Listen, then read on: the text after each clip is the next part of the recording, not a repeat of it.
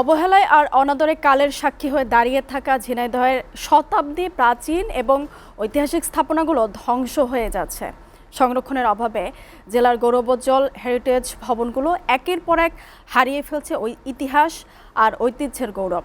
স্থানীয় এবং সচেতন মহল বলছে, দ্রুততার সাথে কার্যকর সংরক্ষণ পরিকল্পনা বাস্তবায়ন না করলে আগামী প্রজন্মকে স্থাপনাগুলোর গল্প খুঁজতে হবে বইয়ের পাতায়। ঝিনাইদহ থেকে ফয়সাল আহমেদের পাঠানো তথ্য ছবিতে ডেস্ক প্রতিবেদন।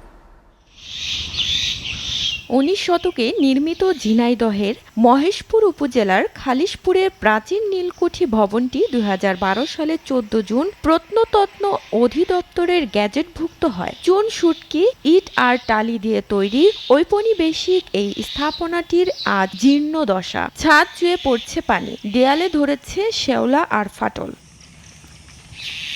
জেলার মিয়ার দালান, শৈলকুপা শাহী মসজিদ, নলডাঙ্গা রাজবাড়ি ও মন্দির, বারোবাজারের ঐতিহাসিক মসজিদ, ইলামিত্র ও কেপি বসুর বসতভিটা সহ 21টি হেরিটেজ স্থাপনার মধ্যে অধিকাংশ ভবনগুলো যেন বিনা যত্নে ধ্বংসের পথে। স্থানীয়রা বলছেন, দ্রুত সংরক্ষণ ও তদারকির ব্যবস্থা করা না হলে অমূল্য এই সম্পদ নিশ্চিহ্ন হবে ইতিহাসের পাতা থেকে। এখানে আপনার আগে জমিদাররা মনে করেন যে সাধারণ মানুষের উপরে জোর করে মনে করেন যে নীল চাষে বাধ্য।